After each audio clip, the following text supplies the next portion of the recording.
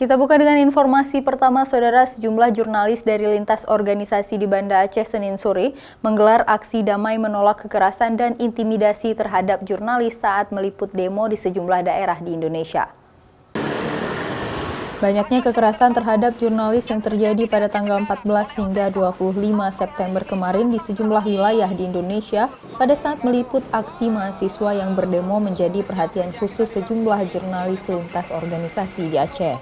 Para jurnalis dalam orasinya juga menolak pihak kepolisian yang menjadikan aktivis HAM dan lingkungan Dandi Dwi Laksono sebagai tersangka karena menulis tweet di Twitter tentang kerusuhan yang terjadi di Papua.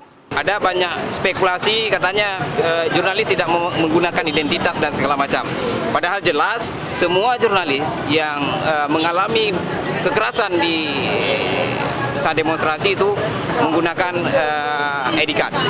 Selain itu, para jurnalis juga meminta kepolisian daerah Aceh khususnya mengusut tuntas atas pembakaran rumah yang dilakukan oleh oknum terhadap jurnalis seram di Indonesia di Aceh Tenggara yang hingga saat ini belum terungkap dan dianggap lamban dalam menangani kasus tersebut. Syahril, Kompas TV, Banda Aceh.